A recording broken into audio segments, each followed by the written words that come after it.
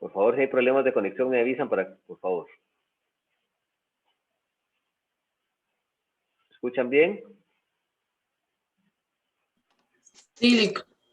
Bueno, vamos a hablar de cheque con provisión garantizada. Pues este es un cheque, pues que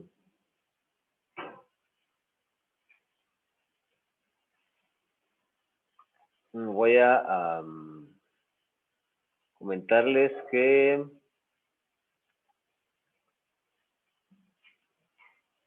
aquí está la lista de asistencia, por favor, para que se apunten. Si hay algunos compañeros que falten al final, me avisan.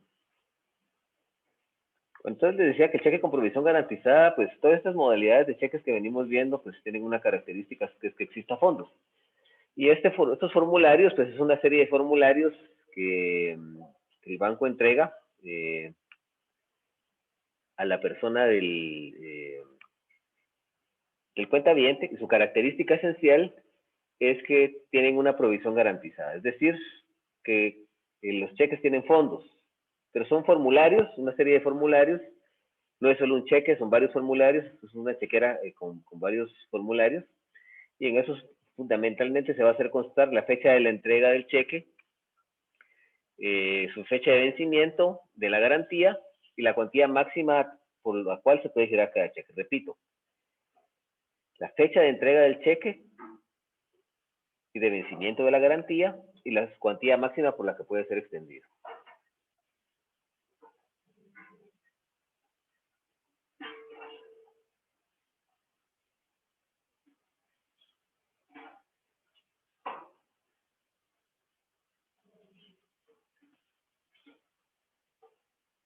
Bueno, por favor, a ver, Giselle, leamos el artículo 530. Lo voy a leer yo mejor. Dice: los bancos podrán entregar a sus cuentavientes formularios de cheques con provisión garantizada en los cuales conste la fecha de entrega y de vencimiento de la garantía y la cuantía máxima por la cual el cheque puede ser liberado. Hay tres características distintivas aquí. Tenemos que van a distinguir este cheque especial de cualquier otro cheque especial que hemos visto. En los ejemplos que estábamos viendo hay una característica de singularidad, es solo un cheque. Y aquí hay pluralidad, varios cheques, varios formularios. Quiero pensar que nos entregan una chequera con 10, 20 cheques en los que se establece la fecha que nos van a entregar estos formularios, cuándo se va a vencer esa garantía de que haya suficiencia de fondos en esos cheques, y el tercer aspecto importante es la cuantía máxima por la cual debemos girar a cada cheque. El formulario nos va a decir, bueno, este cheque usted lo va a girar por 5,000 quetzales, este lo va a girar por 10,000, en ese rango es la cuantía máxima por la cual usted debe.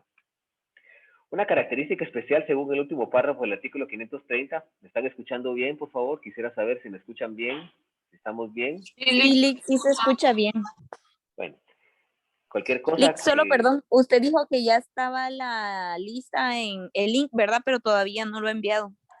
Ya lo envié. No aparece.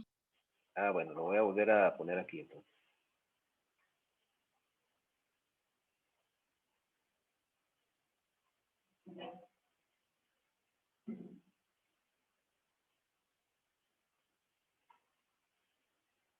Es que le mandé un mensaje directo a Diana. Me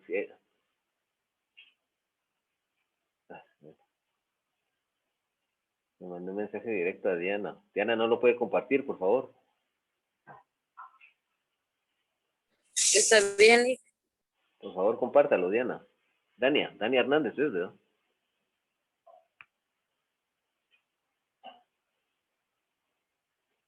Yo creo que es Dania, Lick, porque yo no tengo nada.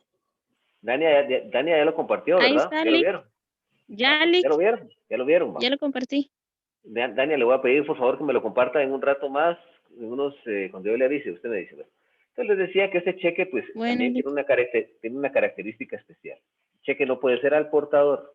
Ojo con eso. Vayan ustedes haciendo su cuadrito, estimando qué cheques deben ser al portador, cuáles no pueden. ¿Qué otras características que hay en estos cheques que vamos viendo? Analicemos el artículo 531. Dice: la entrega de los formularios de cheques con provisión garantizada obliga al banco a pagar la cantidad ordenada en el cheque si estuviera dentro del límite garantizado. Recuerden ustedes que nos van a entregar esos formularios y nos van a decir cuál es el monto de la garantía. La garantía quiere decir que el banco está asegurando que se cheque fondos, ¿verdad? Que pesa fondos suficientes sobre él. Vamos a ver la extinción de la garantía, cuándo opera la extinción de la garantía.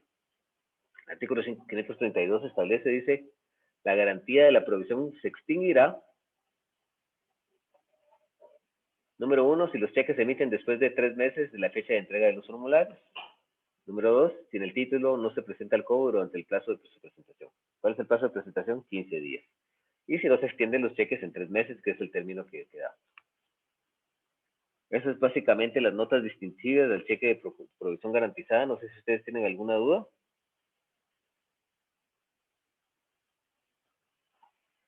Bueno, pues entonces hablemos ahora de un cheque que es muy común en la práctica, que es el cheque de caja.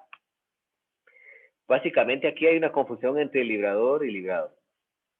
En este caso en particular, ¿hay alguna interrupción de mi internet? Disculpen. ¿Me escuchan bien? Sí, sí se lo escucha. El cheque, en este caso, el librador y librado son el mismo banco. Librador y librado son el mismo banco. Recuérdense que normalmente el librador en el cheque es el cuentaviente, ¿verdad? En este caso, que es el titular de una cuenta de cheques. Este cheque va a ser girado por el propio banco a cargo de sus propias dependencias. Quien va a fungir como librador van a ser las propias dependencias del banco. El banco va a proporcionar un formulario en donde él lo va a pagar, pero quien lo va a crear va a ser una de las dependencias, alguna de las sucursales, alguna de las agencias bancarias que hay que funcionan en el país. O sea, el librador y el librado se confunden, es decir, el banco gira en calidad de librador y el banco paga en calidad de librado. ¿Quién va a ser el girador o librador? El banco, a través de algunas de sus sucursales de corresponsalías. Y fundamentalmente así es como opera este tipo de cheque, esta modalidad de cheque. Es importante determinar acá que aquí no hay pluralidad de cheques, es solo un cheque, es singularidad, cheque, característica de singularidad. Y que debemos tener en cuenta que por qué decimos que se confunde el librador y el librado, porque es el mismo banco el que paga el cheque y el que lo expide. La diferencia es que el que va a expedir el cheque va a ser una sucursal o corresponsal del banco. La sucursal aquí de cualquier banco que opere aquí en Jalapa, ¿verdad? Vamos a analizar el artículo 533. Y ese artículo establece, dice, los bancos podrán expedir cheques de caja o de gerencia a cargo de sus propias dependencias. A cargo de sus propias dependencias, quiere decir, si van a expedir, el propio banco lo va a girar y lo va a pagar. Dice, no negociables. Los cheques de caja o de gerencia no serán negociables, no pueden expedirse al portador. Tenemos un segundo cheque al portador. No puede ser al portador. No negociable, ¿qué es? El cheque no se puede endosar a un ulterior beneficiario para que éste lo pueda adquirir en propiedad. No, definitivamente que no se puede hacer eso. Simple y sencillamente son girados, no pueden ser girados al portador y tampoco se pueden endosar. Entonces, si hay alguna duda que me pueda en cuanto a ese respecto.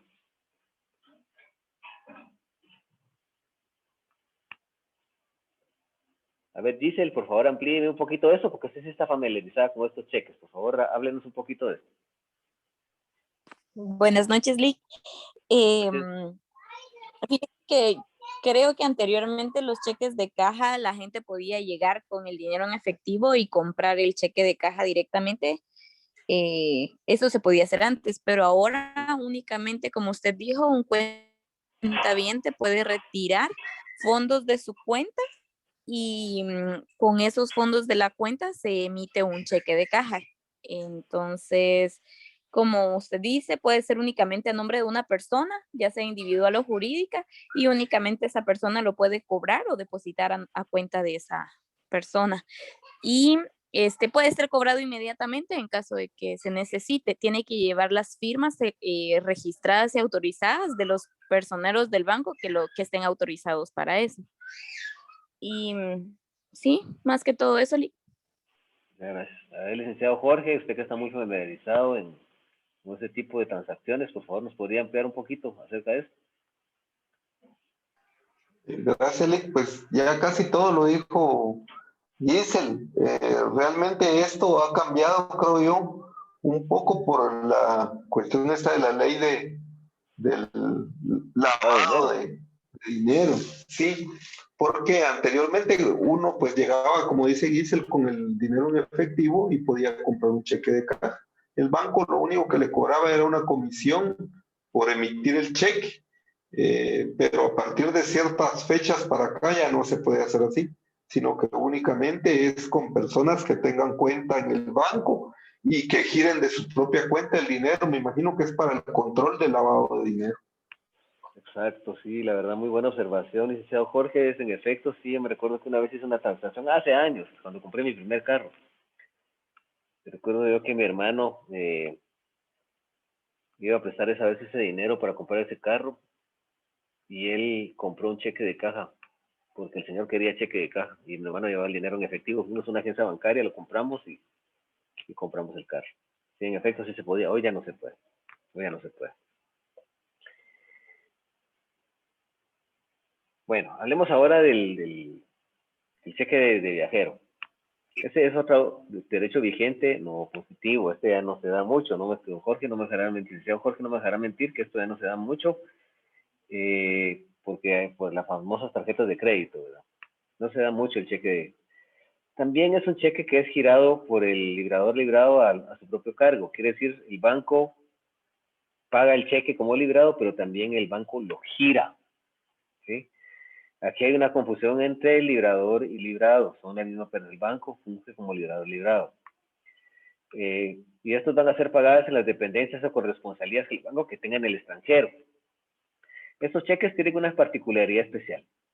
La particularidad es que estos cheques llevan 3 firmas, ¿verdad? 3 firmas llevan estos cheques.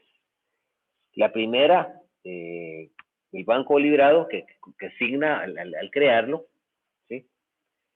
Al momento que él crea el cheque, ¿sí? La segunda, que se firma al momento de entregarlo al beneficiario, cuando se le entregan los formularios, que también firma de la entidad. Y la tercera, que es del beneficiario, al momento de cobrar el cheque para cotejarla con la otra. Esas son eh, las tres firmas. O sea, es una firma del banco librado cuando expide el cheque, cuando se le entregan los formularios al beneficiario, que solo son para que los cobre, que él asienta una segunda firma. Y la tercera firma, que es del propio beneficiario, cuando se va a cobrar el cheque.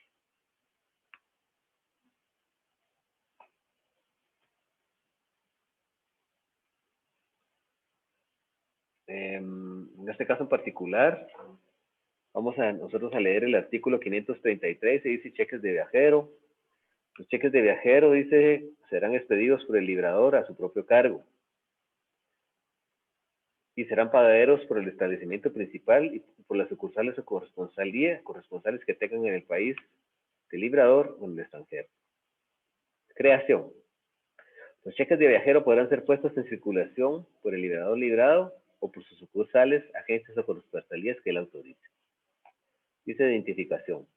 Para fines de identificación, al entregar el cheque de viajero liberador al beneficiario, este estampará su firma en un lugar adecuado del título. Para fines de identificación, dice, al entregar el cheque de viajero, el liberador al beneficiario, este estampará su firma en el lugar adecuado. En el momento que se entrega firma. Y de ahí dice, el que pague o reciba el cheque deberá verificar la autenticidad de la segunda firma del tenedor, cotejándolo con la firma puesta ante el liberador. Ahí es donde está la tercera firma. Dice lugares de cobro. El librado entregará a solicitud del beneficiario una lista de sucursales, agencias o corresponsalías donde el cheque pase el cobrado. En el extranjero, por ejemplo, usted va de viaje a Europa, en París, en Bruselas, Bélgica, en Dortmund, Alemania, en Frankfurt, Alemania, en Ámsterdam, Holanda, etc. Dice falta de pago. La falta injustificada de pago del cheque de viajero dará acción al tenedor, que es el beneficiario, lógicamente, para exigir, además de la devolución del importe, el pago de daños y perjuicios sin necesidad de protesto. O sea, que si no se paga por una causa injustificada, pues la consecuencia lógica es, además de la devolución del importe, pues el pago de los daños y perjuicios. Y dice, el corresponsal que ponga en circulación el cheque de viajero se obliga como avalista del librador. La persona que ponga en circulación un cheque, o sea, que lo endose, esto ya es avalista. Y dice, prescripción, las acciones cambiarias del que expide o ponga en circulación el cheque de viajero prescribirán en 2 años a partir de la fecha en que los cheques se hayan expedido. Y recordémonos que para el cheque en general, el artículo 503, hay una diferencia básica ahí, notable, que para el cheque particular eso prescribe en 6 meses. Si quieren leamos el 513 que dice, las acciones cambiarias derivadas del cheque prescriben en 6 meses contados desde la presentación, las del último tenedor, y desde el día siguiente aquel en que se pagan el cheque, las de los endosantes de los avalistas. 6 meses. Y aquí, en el 541, pues hace una distinción. Las acciones cambiarias contra el que expida o ponga en circulación los cheques de viajeros prescriben en 2 años a partir de la fecha en que los cheques se hayan expedido. Es 2 años. Me imagino que es por cuestiones de que, como también en bancos, entidades, una entidad bancaria que tiene sucursales en el extranjero, pues el término de 2 años resulta más adecuado por una serie de medios de convicción de pruebas que deben de reunirse en el transcurso de... No sé si me puede hablar, díselo un poquito acerca del cheque de viajeros, si ha tenido experiencia con relación a eso.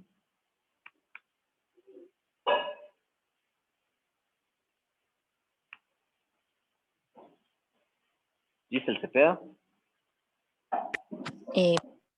Perdón, Lick, es que no le escuché. A veces se le escucha entrecortado. Entonces, se me escucha Fíjese entrecortado, que, se me está escuchando entrecortado. no, cuando dijo el nombre no escuché si era don Jorge o era yo, perdón. Perdón. Fíjese que realmente cheques de expedir, cheques de viajero no lo he hecho. Y sí, yo creo que casi ya no se hace. Por las tarjetas de crédito, ¿verdad? Fíjese, tal vez sí, porque es tan fácil, o sea, ya usted utiliza su tarjeta de crédito afuera y ya lo paga, lo puede venir a pagar en quetzales si quiere acá cuando regresa. Solo se debe hacer una notificación de que usted va a salir y ya lo puede utilizar. Entonces ya esos cheques ya no se utilizan. De hecho, cuando las personas traen cheques de viajeros de, por ejemplo, de los Estados Unidos para acá, se tarda 30 días hábiles para poder liberar un cheque de estos. Puede ser, claro. Entonces, sí es algo que ya no es funcional. Exacto. Licenciado Jorge García Pineda, si pudiera hacer alguna acotación con respecto a esto, su amplia experiencia en este campo. Gracias, Lick. Fíjese que esos cheques a la gran chucha, yo los conocí cuando yo era patojo, Lick, pero Igual yo. Esos tienen, pero décadas que no se usan, precisamente por lo que mencionaba Giselle, de las tarjetas de crédito, el uso es tan fácil y tan práctico que pues quedaron obsoletos ese tipo de cheques. Además, ahora también existe la facilidad de las transferencias bancarias, ¿verdad? Que se hacen en horas, pues, y recibe uno la plata en cualquier parte del mundo y es seguro. Entonces, esos cheques, la verdad que es derecho positivo y no vigente, y que eso ya no se utiliza. Muchas gracias. Lo tenemos que dar porque está en el programa, jóvenes. Disculpen que lo tenga que dar, señores, perdón, lo tengo que dar porque ahí está, pues, es parte de eso, les agradezco por la acotación que ustedes hacen.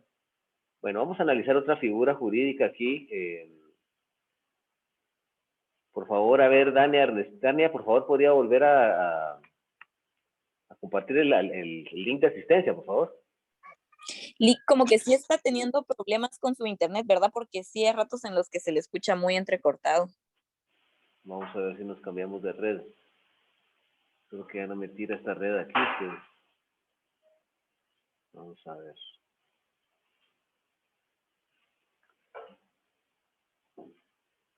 Vamos a tratar de cerrar con otra red. ¿Hoy sí se me escucha bien? ¿Me escuchan bien? Sí, Bueno, hablemos con el cheque con talón para recibo. Estos cheques, pues sí, son un poquito más comunes. Estos llevan un talón separable. Que ese talón separable, pues sirve como comprobante del pago hecho y debe ser firmado por el beneficiario al recibir el cheque. quiero decirles que antes en la Universidad de San Carlos nos entregaban ese tipo de cheques, pues ahora nos hacen un depósito donde había un talón separable que teníamos que firmar. En la universidad, en otros lugares también hacen eso. O sea, el cheque lleva un talón y ahí uno firma al momento que le entregan el cheque. Entonces eso sirve como comprobante. Lick, este es el cheque voucher, ¿verdad? Así es. Uh-huh. Es que hay unos que llevan un papel copia, que es el papel copia el que firma uno. Otros que llevan es un talón así como este vuelo, o sea, como de unos, así grande. Se separa y ahí se firma. Entonces dicen, los cheques con talón para recibo llevarán adherido un talón separable que deberá ser firmado por el titular, o sea, por la persona de beneficiario, que es el que va a cobrar el cheque, ¿verdad? Al recibir el cheque servirá como comprobante del pago hecho. Esa es la característica especial, ¿verdad? Sirve como comprobante del pago hecho. A ver, dice, ¿qué me puede mencionar de esto? Perdone que labore tanto, pero por la experiencia que usted tiene, es importante las acotaciones que hacemos en clase. No, gracias por tomarme en cuenta. Fíjese que realmente con cheque con recibo no había escuchado, pero sí el cheque voucher. Lo utilizan, por ejemplo, ¿Perdón? ¿El cheque voucher cómo funciona? Es un cheque que lleva abajo, o sea, lleva copias y abajo se firma de recibido. Lo utilizan en las municipalidades para hacer los pagos o algunas empresas también lo utilizan para pagar planilla. Ya no es tan común realmente, pero porque ahora están las transferencias electrónicas para pago de planilla, pero sí hay bancos hay empresas que utilizan eso para realizar pagos y queda como comprobante la firma. Exacto. Es casi igual, es un talón separable, ¿verdad? Licenciado Jorge Pineda García Pineda. Gracias, Lick. Sí, fíjese que estos cheques nosotros sí los utilizamos y son bien importantes, tanto para la contabilidad como para asuntos fiscales.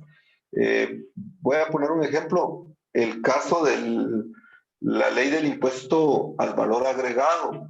Nosotros en nuestras reclamaciones de crédito fiscal hay un artículo en la ley que dice que el pago de las facturas donde se adquieren los bienes y servicios para que uno tenga derecho a reclamación del crédito fiscal, se debe comprobar el pago, que fehacientemente se haga el pago. Entonces, esos cheques, aparte de que las autoridades tributarias piden el cheque con el sello del banco, donde ellos lo hayan pagado, también muchas veces piden el talón del cheque, que es este famoso cheque voucher, donde algún personero del proveedor ha recibido el pago. Entonces sí es bien útil para asuntos fiscales e inclusive para asuntos contables, pues determinar en qué fecha se pagó, porque normalmente no llevan solo firma, sino también la fecha de pago.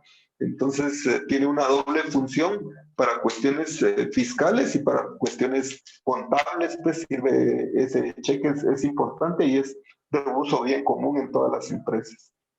Excelente, muchas gracias. Mira, Mariana, nos quedó bastante amplia, muy amplia, bastante la explicación. Bueno, vamos a analizar ahora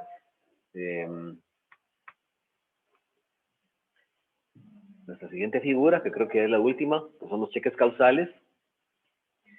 Estos cheques pues tienen una peculiaridad bastante distintiva, que establecen que en el cheque, en el texto del cheque, llevan una razón, y esa razón, dentro del propio texto del título, no es una razón, sino que en el cheque va consignado la razón, motivo o circunstancia por lo que fue librado, en el propio texto del título. Por ejemplo, por sueldo del mes de febrero, por pago de prestaciones de pensiones alimenticias, por pago de aguinaldo. Ahí lo dice específicamente el cheque, establece específicamente esa circunstancia. Y el artículo 543 se expresa así. Dice, los cheques causales deberán expresar el motivo del cheque y servirán de comprobante del pago hecho cuando lleven el endoso del titular original. A ver, licenciado Jorge Pineda García Pineda, ¿podría explicar, tiene alguna experiencia en cuanto a estos cheques causales? Fíjese que ese cheque realmente se combina siempre con el anterior, con el cheque con talón para recibo, porque ese cheque voucher lleva las dos cosas, lleva el talón donde firman con fecha y hacen la aceptación del cheque, y normalmente lleva también el motivo por el cual se está pagando el cheque. Inclusive algunos hasta le acostumbran poner los registros contables ahí mismo en el cheque. No, ya no es de uso muy común, pero sí hay algunos que todavía utilizan también el mismo cheque para hacer el registro contable. Para mí el voucher es una combinación de estos dos cheques. Ok. Giselle Cepeda. Si no directamente un cheque específicamente como ese, no he tenido una experiencia con algún cheque así. Bueno, vamos a terminar en cuanto a las clases de cheque aquí. No sé si hay alguna duda. Vamos a seguir con el pagaré. Todavía tenemos un poquito de tiempo. No sé si tienen alguna duda en cuanto a esto.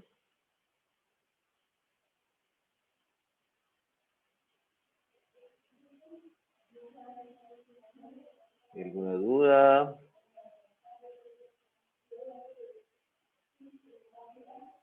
No, Lick. Bueno, entonces nos vamos a ir directo de lleno a... No, Lick. Muchas gracias. Nos vamos a ir de lleno al pagaré.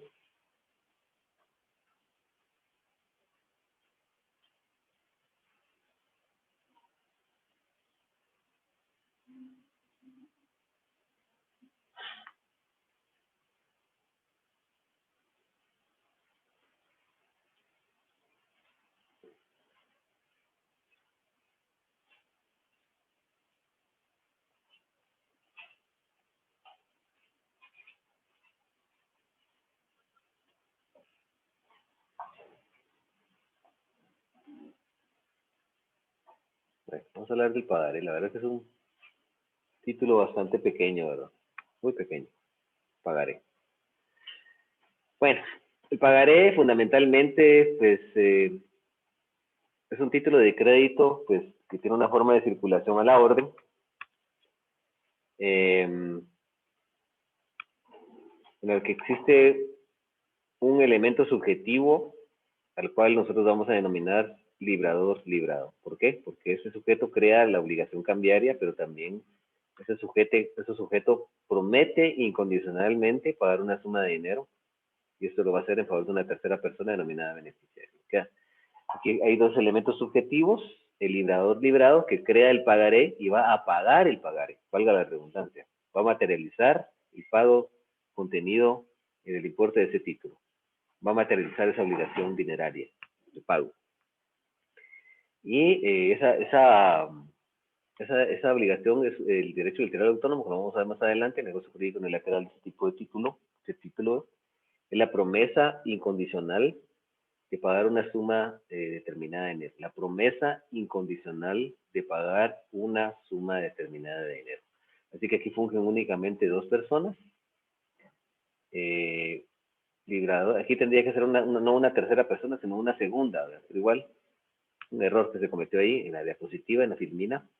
Pero básicamente es el librador librado crea esa obligación cambiaria en la que promete incondicionalmente pagar una suma de dinero a esa tercera persona denominada beneficiario. Si nosotros analizamos el artículo 490,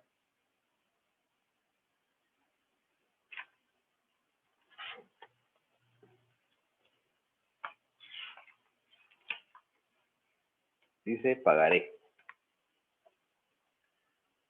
Dice, además de lo dispuesto en el artículo 386 de este código, el pagaré deberá contener, dice, la promesa incondicional de pagar una suma de dinero en nombre de la persona a quien deba hacerse el pago. Entonces, el derecho literal y autónomo de este título es la promesa incondicional de pagar una suma de dinero. Ese es el derecho literal y autónomo del pagaré. Promesa incondicional de pagar una suma determinada de dinero. ¿Sí? Una cuestión que es fundamental aquí es que desafortunadamente miramos que la regulación es muy escueta. Establecemos aquí pues no tenemos un artículo específico que nos establezca que este título debe ser a la orden, pero cuando nosotros analizamos el artículo 493, se dice disposiciones supletorias serán aplicables al pagaré en lo conducente las disposiciones relativas a la letra de cambio. Si nosotros nos vamos a la letra de cambio, establecemos que la letra de cambio es un título de crédito a la orden. Establecimos cuando la analizamos, y también en este caso podemos ver porque este título en particular, el capítulo sexto del pagaré, no establece específicamente un registro, y de ahí podemos llegar a la conclusión de que el título no puede ser nominativo, es a la orden. Por esa circunstancia del registro en la nota distintiva. Pero el legislador fue muy parco en esta regulación, y en todo pues se va a regular supletoriamente por pagaré, ¿verdad? Dentro de los elementos subjetivos o personales del pagaré, pues básicamente tenemos dos, como lo habíamos dicho con antelación. Tenemos en primer lugar al librador librado, que va a ser el sujeto que va a crear la obligación cambiaria, pero que también es el sujeto obligado a pagar el importe del título. Aquí, pues básicamente los elementos liberador y liberado se confunden por Ministerio de la Ley, porque van a ser siempre, no es porque se quiera hacer así, como en la letra de cambio se puede. Aquí no, aquí liberador y librado están regulados, diseñados taxativamente para que un mismo sujeto desempeñe esa función, que cree el título y que promete incondicionalmente pagar esa suma de dinero, y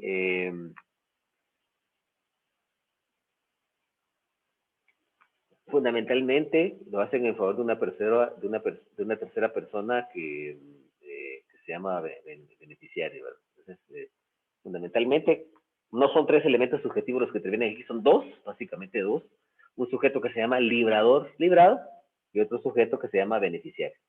Básicamente esos dos. Y recuerden que el derecho literal y autónomo de este título es la promesa incondicional de pagar una suma de dinero.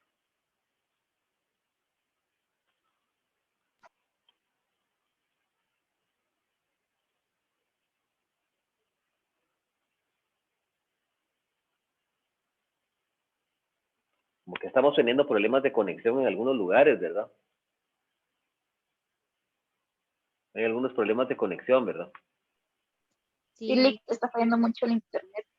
Yo estoy conectado con mi teléfono celular en estos momentos porque la red de aquí se colapsó.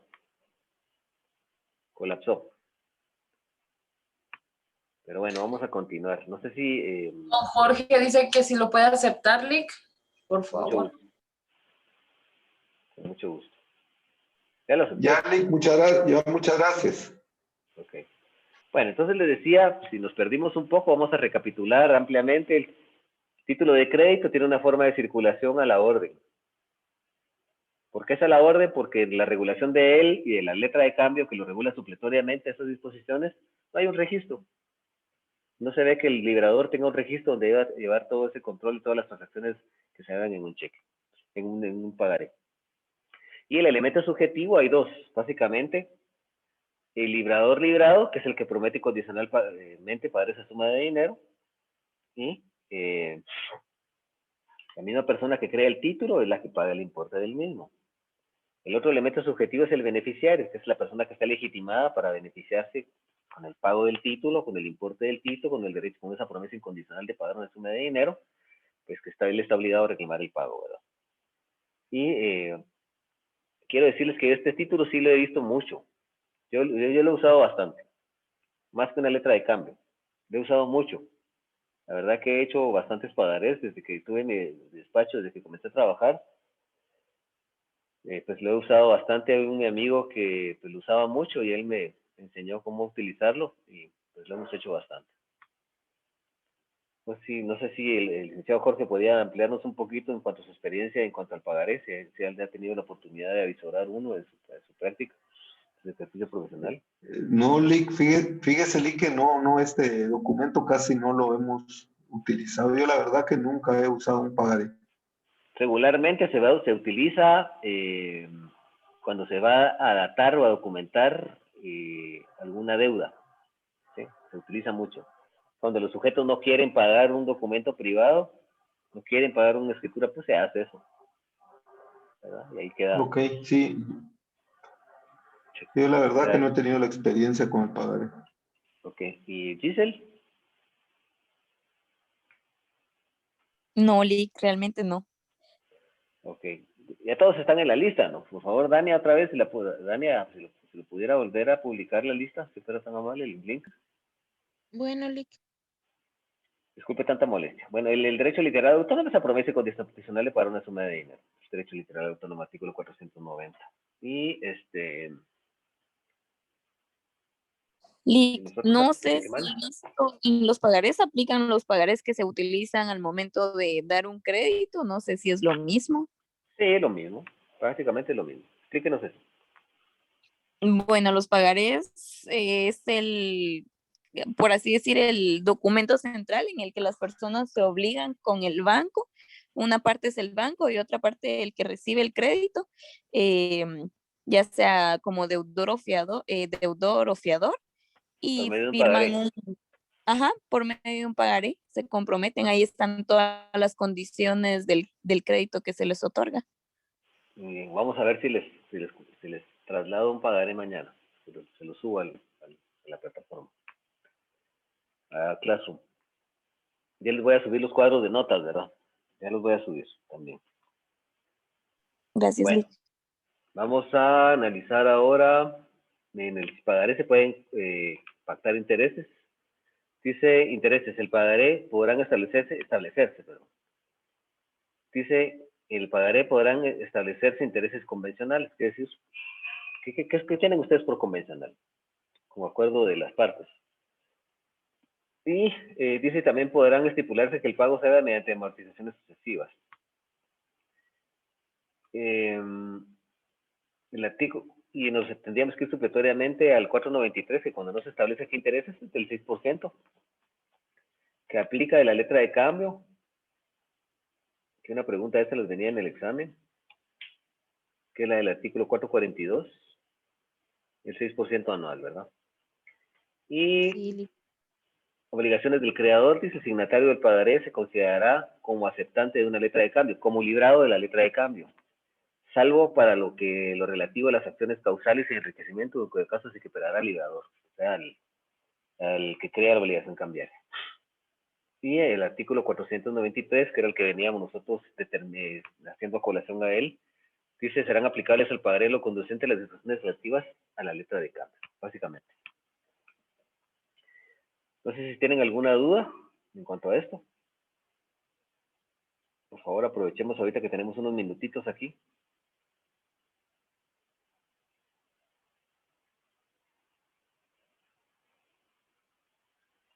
¿Tenemos alguna duda?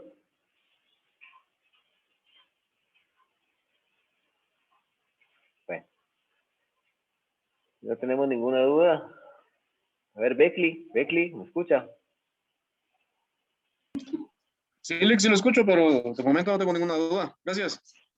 Cuando se desconectó, ¿no se quedó con alguna duda, no?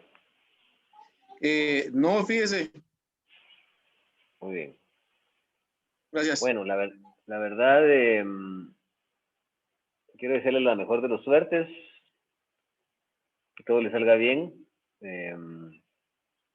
y seguimos en contacto. Que tengan una bendecida noche. Nos vamos a quedar por aquí, no tengo más material desafortunadamente no les publiqué más diapositivas, pero nos vamos a quedar por aquí esta noche. Y la próxima semana, en la próxima sesión, pues estaremos discutiendo algunos otros temas pues, de mucho interés para ustedes.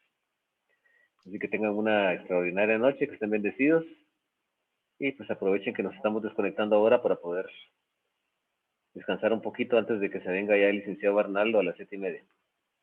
Licenciado Bernaldo se viene a las 7:30, ¿verdad? No, Lick, el Lick Monterrosa. Ah, el licenciado Monterrosa. Bueno, igual también. Perfecto. Gracias, Lick. Gracias, Lick. Feliz noche. Feliz noche, Lick. Bendiciones. Gracias.